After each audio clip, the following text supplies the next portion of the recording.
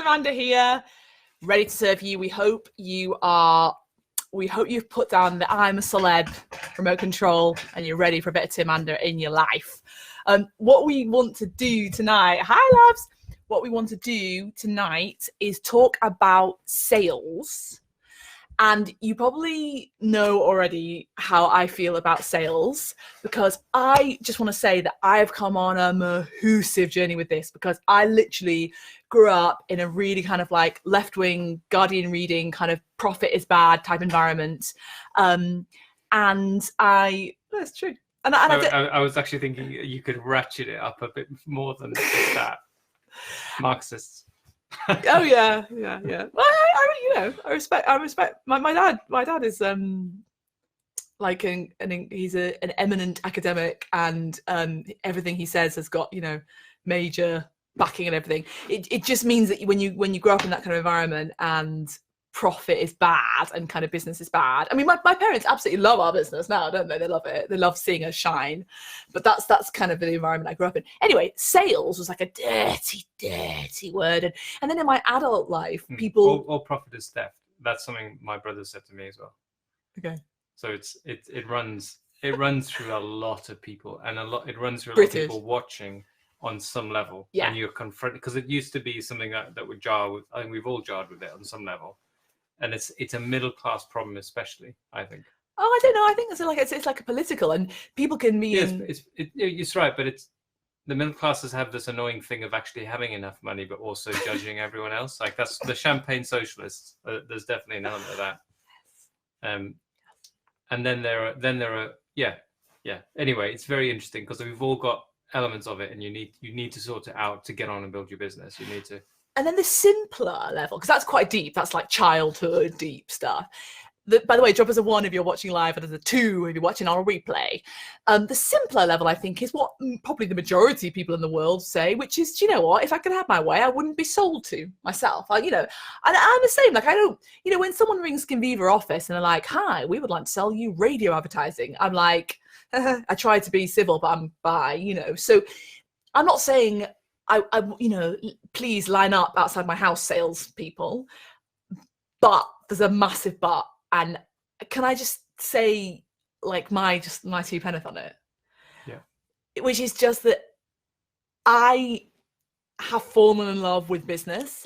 And the moment at which I fell in love with business was when I really connected with how much I could change people's lives, how much I could truly change people's lives. And if I know that I can change someone's life through whatever it be, whichever part of our business, then it's my duty, I believe, to get that point across in a way that's more likely for them to access that life-changing information, which I suppose is a euphemism for sell to them.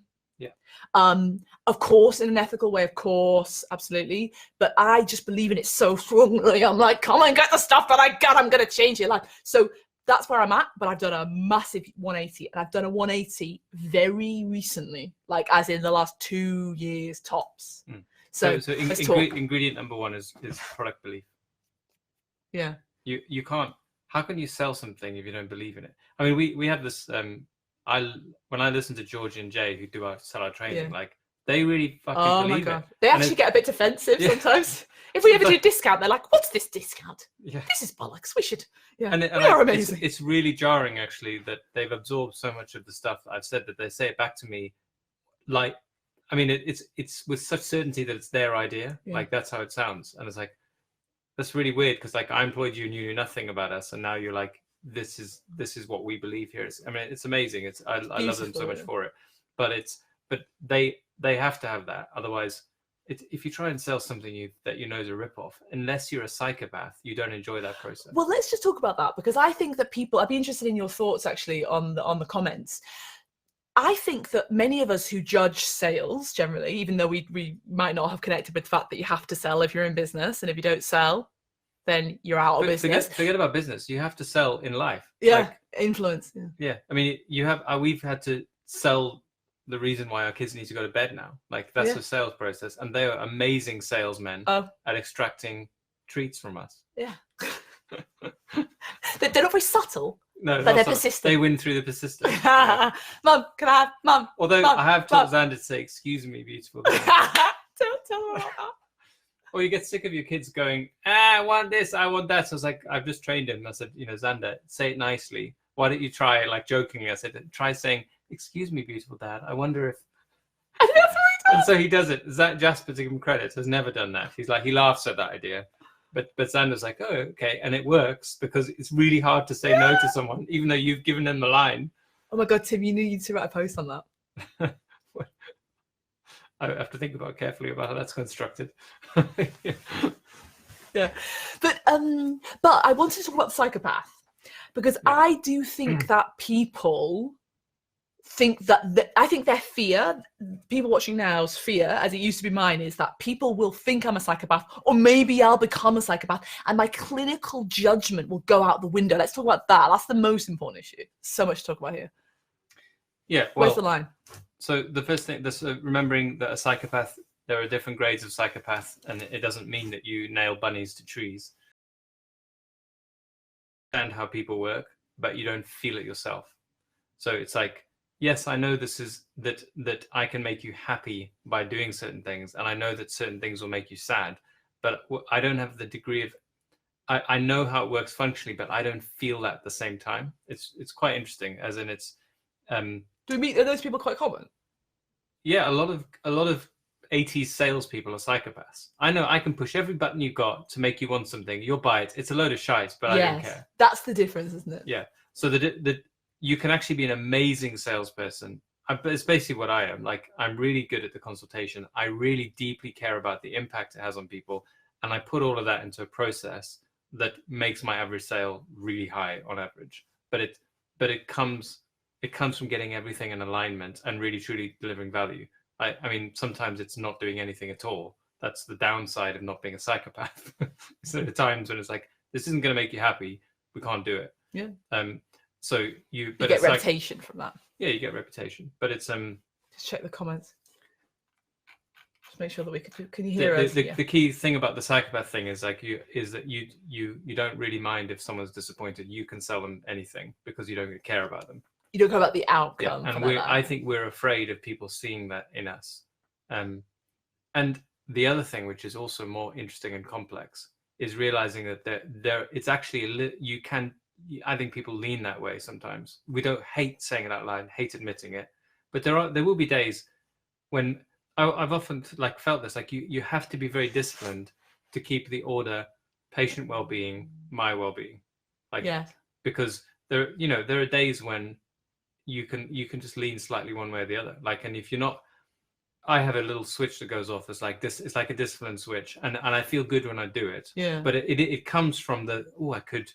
Give us an example. Well, it's like it's any time when you can earn more money easily. I mean, sometimes not even there's money, so you can't be bothered with the debate. Like you're running late, and someone wants something that you can provide for them, and it could be easy to just deliver that. There's always a grade. It's massively complex, but when your brain's firing on all cylinders, you should be on the lookout and balancing that and trying to remain disciplined, and also it's something you learn, because as you get better at doing it, patients love it so much that you get the reward through that. So there is an element of, I just had it with one of our long-standing clients who came in and wanted, there was something she was on a schedule plan for, and I was like, it looks like it was done yesterday. I could easily have done it. We would have made another 250 quid. But she's my friend, so I don't have that discussion. And I know that's why she's traveled so far to see me. It's for the times I say no as well. But if you're just starting out a business and someone's booked in and you're desperate for a client and they book in and they don't want the thing that they booked in for, but they're saying I'm ready for it, it takes some real mental discipline not to give into that. I don't believe most people, when you're really on the back foot, will do that. I think at the end of the day, that's quite hard. That's actually hard. And that's extreme, but there's everything in between. And I think we know that about ourselves, that if we're weak, you can do something that's a bit wrong. Yeah. It won't hurt anyone. They'll be happy, but it doesn't feel that good. They won't be ecstatic because you haven't actually done anything. No, but you have to be on that. Fear is part of why people don't like sales, is because I think maybe on some level we all know at some point that we're constantly making this decision, and we have power to be corrupt. So it's almost like, because I know I could make this bad, and I'm terrified of what people will think of me if they think that, I'm almost going to go the other way Exactly. entirely and like just get out of doing treatment and say no to everyone. Yeah. And be safe. And I don't do that kind of procedure, and you don't need it. And give them affirmation instead of the treatment that they're asking for, and you almost downsell. There's that element which comes from a fear of being the other way around, which is But I wonder whether maybe how you always talk about exit routes. Why don't we, as I know I'm not a clinician, but why don't, if I refer to us, why don't we give ourselves an exit route which might help us to be more free to just essentially like sell and offer people the full range. So why don't we just have a little thing that snaps on per your question, which is patients' needs first, then our needs. So why don't we just say, if we're worrying, am I close to the edge of the ethical line? Why don't we just say, am I serving the patient's needs here? Then when the answer comes back yes, then go for your life. Or if the answer comes back no, it's fine, and you move on and you just don't treat them. But consultation, then we can feel a bit more free to just go for it and offer people the full range of what they actually need. Hello, 12 syringes, 38. Yeah. That's kind of what I do with the layout of my consultation. Is like, I start by what are the rules of the game. The rules of the game is I'm trying to find the way of making you happy. You're the expert in your happiness, so you have the power to say no to everything and not lose face because you're essentially in charge. I'm saying here, you are the queen or king of this because you hold veto on everything I say, which makes them relax, and it also enables me to speak more without the sense that I'm pushing them. But that's an exit plan for them, which you need. It's also an exit plan for me. Yeah, because I'm basically saying, I'm not telling you to have anything. You're choosing everything. It's your choice. I'm the advisor. I'm putting on the array of things and explaining it to you, and you're ultimately, I want you to reach out and choose what you want. So that frees me up to talk more and not feel like a salesman, because I've basically said, I'm putting stuff. That's a really good tip. When I say salesman, it's that what we're all afraid of is that being coerced. Yes. And it's easy. It's very easy to coerce people. In fact, I hear there are very well-known people who do it. Like you hear from patients who come. You guys, if you haven't realized this already, people tell each other what happens in the different consultations. You're not private. Nothing. Everything is on record. So you get to hear what other people are saying, and basically you hear about people feeling coerced by well-known people who basically say, who kind of, the word I've used is bully them into doing things. Like they get told you have to do this thing, or you'll never be happy. Like that kind of thing happens. But they obviously are seeing me and telling me about it, so it's fine. Like I think the long-term game is the right game. Keep serving people's needs, build the trust. When they eventually need a $5,000 treatment, like they're going to believe you when you give them that advice. You don't have to try and get it out of them on the first consultation and then they never see you again and go and tell someone else what you did. But I think it's super important for this live to spend most of our time talking about the other end, which is that, like, we hear about these people who I think I know who you're talking about. It's like that person is like right at the top, kind of like by themselves, like no one else is, like very few other people are operating like that. And I promise you, the people who are turning up to this live now at 10:20 on a Thursday night, those guys are like what I was 2 years ago, which is scared of anything that might be perceived to be doing themselves out of things that would change people's lives because they feel like they don't want to be a dick, and they don't want to come across as salesy and stuff. So what advice do you have for them? Well, I was kind of thinking about that answer about, is sales inherently wrong? It's wrong in a clinical context. Yeah, it's wrong.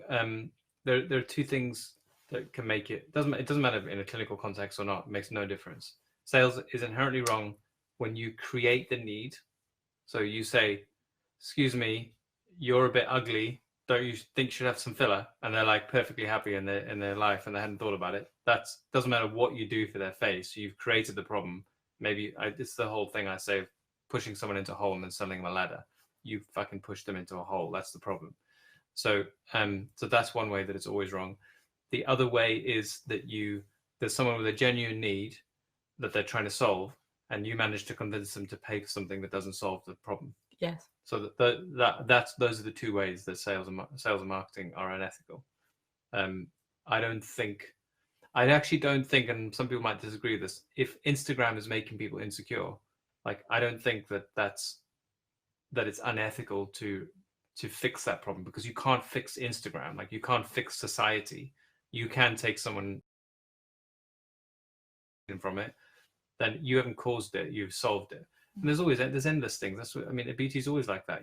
I got the wrong, I can't wear lipstick, whatever, and whatever. Like my clothes aren't good enough for my friends. There's always a societal pressure. It doesn't matter what generation. Now it's Instagram and there's selfie, and as long as you can actually make them happier, that's the key thing. And it gets tricky with that, because it's never as simple. It's never black and white. Some people, you can do a great procedure and they're not happy. You still failed. If you believed you were going to make them happy and they believed you were and you failed, that's still not necessarily unethical. But so what would your advice be to the guys watching who are worried about let's say that you really know you want to recommend 3 syringes, but you feel like you're going to come across as a salesy dick if you offer the 3rd syringe? The reason you think you're going to come across as a salesy dick is because you're getting excited about how much money you're about to earn, instead of thinking about how much difference you can make to the patient. Yeah. Like if you stay true to the difference, there's something being grounded in truth. Like this is something that took me a while to figure out, which is the truth is you need 15 syringes. Like there's no escaping that. If I try and escape that truth by trying to do 3, I've basically been a rip-off salesman. I've sold you something that's not going to make you happy. So it's basically that. Like, stay true to really giving them the psychological transformation they're after, or don't do anything. But don't try and convince them that less will do the trick because you're afraid of saying too much, because you'll get so much benefit out of it. It's more often actually that people aren't excited about the money. They're actually afraid of doing big procedures is more common. They've not done that many. But say I do understand this, because I feel that way as well. It's like I don't even know if it's about the excitement of a money. Actually, it may not be that, because obviously my life is not the way we structure things is not connected with my income at all. It's separate. So it could be the fear of rejection comes in. Like, so you need to do something. You need to build your own escape route for that. What do you mean? Well, you say something that frees you. Yeah. So that you can give them the truth. Okay. Just repeat it again. Say something that frees you so that you can give them the truth. But say it like so that people can copy it. Well, so something like, well, I say all sorts of things. One of the things is I say recently is, if you were just a cardboard cutout, no humanity. If I sucked, I don't say exactly like this, suck the humanity out of you, and you're just something for me to show off to colleagues and inject and show them how beautiful it is, I might use as much as 15 mils. But that isn't necessarily what you need to be happy. So remember that as I give you the advice, is like, if I'm going for technical perfection, it's a different price to if I'm going to well-being for your patient. I want you to help me find out what's really going to make you happiest, because it may not make you happier to spend £4,000 on a treatment. Like, it might actually make your husband very cross with you. You may look better, but you'll just represent to you the fact that you now can't afford to go on holiday. Like, I don't want that as part of the package. Like, we need to find something that's an overall good balance to you. And what that basically is saying is, I'm giving you the freedom here to reject what I'm about to say, which gives me the freedom to say what I need to say without feeling like I'm trapping you and being a bad salesman. Yes, love it. And then you find that they just feel relaxed, don't they? It's really odd how you can increase average spend by giving people all the different ways possible to leave and not lose face. Like, it decreases the pressure, they weigh up what they really want, and it's kind of crazy, but it's almost like they're less defensive. So if you think about what defensiveness is, it's saying no and escaping, it's getting out of there. So when you don't have to run away and escape, and you don't feel uncomfortable, you feel comfortable, then you actually just say yes more often. And it came from my discomfort. I'm trying to make myself comfortable by giving you all the ways possible to escape and all the ways to reject what I'm saying. So you don't have to feel, and I don't have to feel uncomfortable when I say it, because everything's fine. Like, all the threats have been neutralized. We can talk, and then you can decide. Yes. Oh, it does. It makes me feel certain. Right. Can we talk about this? A big part of my transformation in the area of sales, a big part, was realizing, connecting with emotionally in the heart, that if I found money to be dirty and everything around it, and I'm apologizing and I'm kind of X, Y, and Z, then I will go out of business. Like, I think it's really important to say that. This isn't what we're doing. like I have like 35 staff. Like if I don't sell and if I don't try and change as many people's lives as possible, then they won't, like, this thing won't function. Yeah, I mean that's true, but that's too. I don't think that's enough to get you moving. Like that's a kind of fear reason. There's something else. I think that's so fundamental, babe. But I think it's a mindset thing. It's like we all come from the public sector, you know, like It's a bit like saying it's awful, but you have to do it if you want a business. And I don't believe it No. should be awful. no, I'm not. I don't. When perhaps I didn't communicate properly. It's like no. I think that what I'm trying to say is that if you really truly take on board that truth, then you don't think it's awful because you're like, oh shit, yeah, like this You thing think you have to do it to exist. It's a bit like, yeah, your broccoli tastes awful, but if you don't eat it, you don't get your vitamins. So eat your broccoli. Like it shouldn't be like that. I don't think I've communicated it well. With the broccoli analogy, you don't take it from a scarcity point of view. You say, do you want to be healthy, broccoli eater or non-broccoli eater? Yes, I do. I'd like energy. I'd like to be healthy. Well, consider this, because this is going to consider broccoli and vegetables, because it's going to make you happy. It's going to give you what you want, even though it doesn't feel like it now. And I think it's just really important to connect.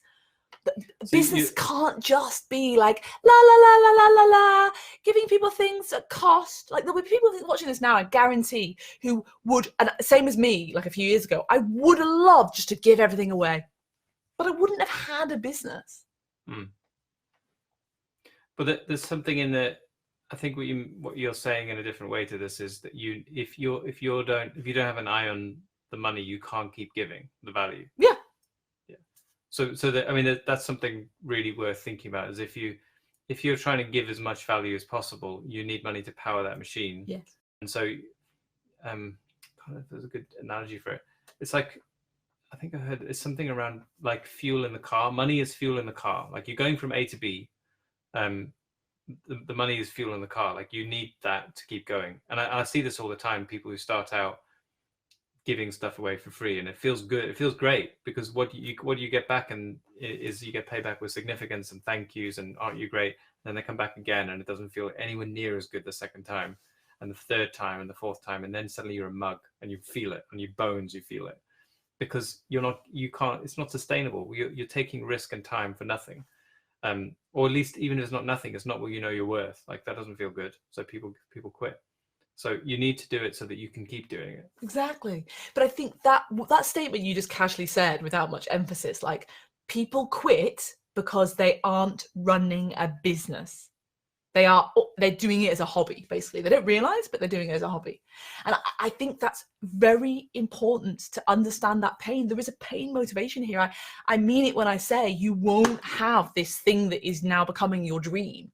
You won't have it in a few months, years' time, if you end up in a ball of resentment over in the corner in the fetal position because you are just giving everything away to like at cost or for free or whatever. And you aren't able to reinvest back in that. You have to realize this is your future. Respect it. Respect it enough to charge full price, to go after sales when you think that someone will benefit from it, and not to think of it as a dirty word. Yeah. So the only thing I was going to add to that is a realization that money isn't a zero-sum game. Explained by zero sum, I always get a little bit confused by that phrase. If something's zero-sum, if I win, you lose. Right, yeah. So I've got your money, you've lost because I've got the money. Yeah. So that's how most people. Yeah, Robin Hood. You see that all over. Like it's a very political thing as well. Like the bankers have got all our money. The reality is somewhat different. I mean, if you think, like people like Apple's profits, like they've got all the money. You've got all the phones. You've got the phones and the value of the stuff that comes with that phone. Don't fucking buy the phone. But I don't think anyone ever, and it's built into us that we exchange things that are worth exchanging. I don't think you can unless you're lying, you're not, when someone pays you £4,000 for a non-surgical facelift, like they are saying it's worth that to me. As long as you deliver on what you said you can deliver. And they walk away thrilled with a new face and you walk away thrilled with your payment. But the actual combination of those two things is actually bigger than each one on their own. Like that's basically how capitalism works, is there's value generated in the exchange. So both of you are happier. Like, it's hard to put a monetary value on it, but you're basically like the two of you in, well, it's much easier with practical things like a phone. Like, I buy the phone, I get to use that to build a business. You get the money to go and do whatever you need to do for that. But in the exchange is where all the value happens. So it's not disappeared. It just, money doesn't disappear. The more it's exchanged, the more money there is. Like, it's in a continuous exchange. In fact, the poorest places on earth is when no one is exchanging money, and the richest places and the richest people are the ones who exchange money the most. So you're not actually taking away from people. It's very hard, and I don't expect most people to grasp that the first time you think of it, because it does feel like something's been lost. But when you grow up in like a Robin Hood environment, or where people think of the Robin Hood way, which is, you know, that the rich are taking from the poor, and then it's hard. You do feel like you are like, you take the money in your hand and you're like, fuck, and you like put it in your pocket. And you've had that, haven't you, in the past, where you were like happy but also like, what is this? Oh my god. Yeah, no, I'm definitely familiar with that. It's just very hard. You got to trust people to be that they know on some level. I think it's kind of built into people to know what stuff's worth, like, to them. It doesn't mean it's worth that to you. But say you're a single mom with 3 kids and you want to have Botox, like, it's not like, that could seem like, why are you spending that on your kids? But you have no idea that that's what gives her the confidence to go out there and apply for new jobs, to smile at the boss at work, to connect with people, to maybe go dating again, meet someone new. Like, there's value in it that she is saying, this is worth this to me. Yeah. And it's a very paternalistic thing to say, it's not worth that to you. Yeah. Like, you don't know what's right for you. You should spend that on your children's school shoes, because that's how we all have thoughts like that. But I think it's way more hard. It's harder it's much more complex than that to say where the value is, because you don't know how that's going to affect her. So long as it's the right treatment for her, it could be a waste of money, in which case she'll probably come back and say, this isn't a rip-off, and then you can deal with that. But those people who are happy, they've made an assessment, and it's not random. Like, they haven't been tricked into it. They feel differently proportionately to the amount you've charged, at least, and probably more than that, because otherwise they wouldn't keep doing it. That's another way of realizing that there's real value. If people keep doing it, they're saying, this is actually worth slightly more to me than you're charging. Otherwise, it's neutral. You could easily leave it at 2 years and it's kind of nice, but I don't really need it, versus I must have it again. They're saying it's worth it. I love that. Like, don't make the decision for them.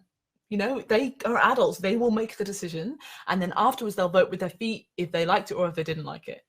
So, but I think what we're basically saying is, sales is just, coming back to what you were saying earlier about the escape routes, sales is just your opportunity to lay out everything that's possible. Yeah, but also to guide. Like, there's definitely an element of guidance, which is probably where it gets most tricky in terms of sales. But as long as you're doing it within the right framework, it isn't a menu of everything. It's that might solve your story, or which one would best suit you. I'll build a range for you from almost nothing, and the cheapest thing I did this literally today. We were talking, she's a lady in her 70s, loads of potential work. I did say to her, you need, like, if you want to do everything, it's a lot, it's thousands. But I actually said this specifically, I've actually found that one of the most effective treatments for very old people, like people in their 80s and 90s, is to do the million border on the lips. And it's like suddenly they have a mouth again, and it makes them deliriously happy. And it's our cheapest treatment. I can do it for £199. I don't do anything less than that, pretty much. And I said, like, that's the first thing I said on the spectrum, is I could probably make you really happy for that, or you go to that. And she basically wanted the biggest thing. She couldn't afford it, so she chose on that spectrum something that was, she basically said what would feel comfortable budget wise, component clear. So this is what I can do for that. And then I asked the question, do you think that's going to make you feel better and make you feel happier? Because I'm not going to be able to do that we talked about. Like, I can't lift your whole jowl for that, but feel better than you can do for that price. And she's happy. She feels totally in control. She owns the decision, because she's looked at the whole spectrum. Pounds, I can do something for 4,000 or more than that. Where would you like to sit? So in that moment of choosing it, you're also you're off the the responsibility for the choice. I'm responsible for giving you guidance. You're the one who's responsible for the choice, and that makes it a whole lot easier to deal with complaints and things like that. So maybe, I mean, I'm not a fan of dropping the word sales. I think people need to sit with that discomfort and just get over it, like exposure therapy. But maybe your first step towards being comfortable with the word sales is to think about guidance instead. Yeah, I think of myself as an expert guide. Yeah. Not it's actually the word that's kind of what I say in consultations. I'm here to guide you, get the thing you want. What is the thing you want? Here are the options. How do you get you there? Yeah. But I also include, it's not just about your face. Like, it does matter to me that your husband doesn't want you to have anything done, and is trying to buy a new car and doesn't think this is worth the same. Yeah. Like, let's talk about that.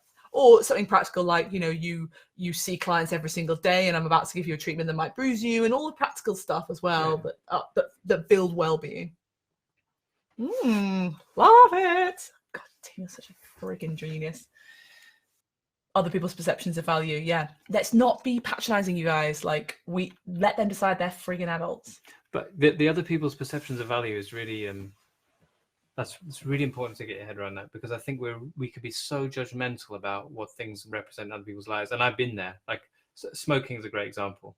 When I was 19, my mom had indoctrinated me so much about smoking that I was like, anyone who smokes is the devil incarnate. Like, they're trying to destroy themselves. What are they thinking? It's so obviously bad for you.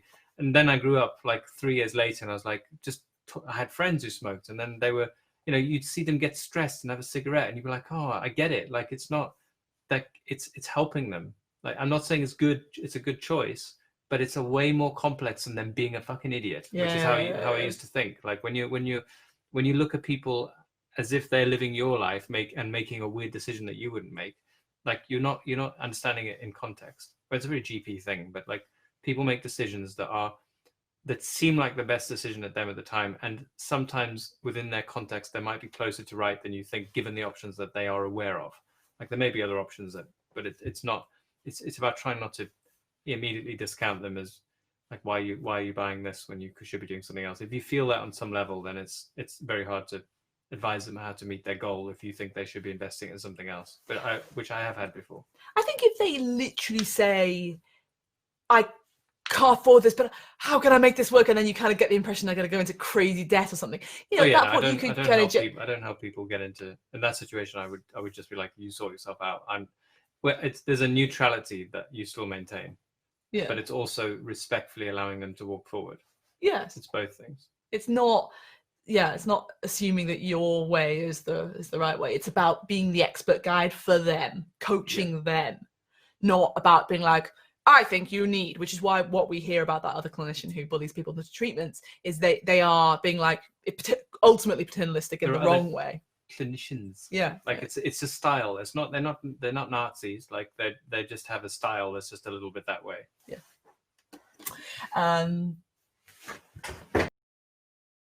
Sales difficult for the obvious reason that at this stage I can only offer limited treatments. Okay, is there anything you want to say about that? Like, so if you're the expert guide offering, as I said, or as you said, you're laying it all out on the table, but there are certain blind spots that you can't. I think that's okay. I think you just explain that. Just be honest. Certain treatments you can't do. Yeah, there's always more things you can't do than you can do. It's maybe it's a marketing thing. I don't have that often. I have some sometimes because you can do everything. No, I can't. I can't do surgery. Oh, right. I don't even. I hate doing derma roller and stuff like that. So I don't. Get that right out of the consultation. So there are things. There's more things. There's way more things. More problems. You just want to get someone in front of you who wants you to solve problems that you can solve. That's a marketing issue. Right. Okay. But it could be if they think, oh, I'm going to book in for Botox and dermal fillers, and you haven't done most of the training in the face. That you need to get that. Particularly if you're meeting things frequently, like, you should do the training really quickly, because there's clearly a demand for it. Like, you should.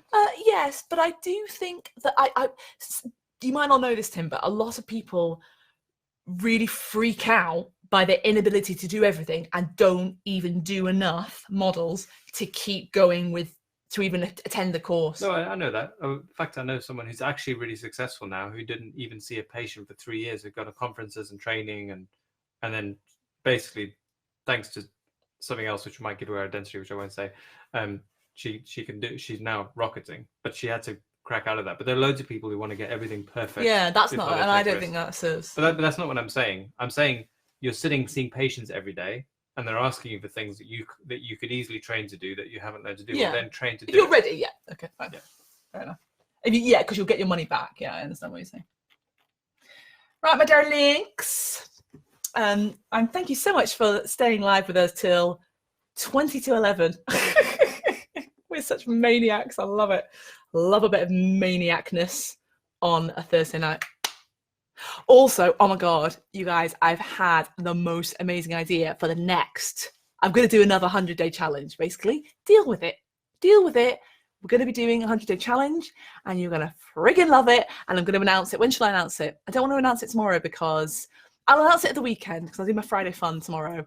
And then at the weekend, I'll announce it and we'll start our next 100-day challenge, because the 100-day challenge, I don't know whether you saw, Tim, the marketing one has been super transformative for a good handful of people. So the next one, I'll tell you after. I might have to do it. That's a whole other story. Right, my darlings, thank you for attending, and we shall see you next Wednesday. Resume normal service for Timanda. Take care. Good night. Mwah.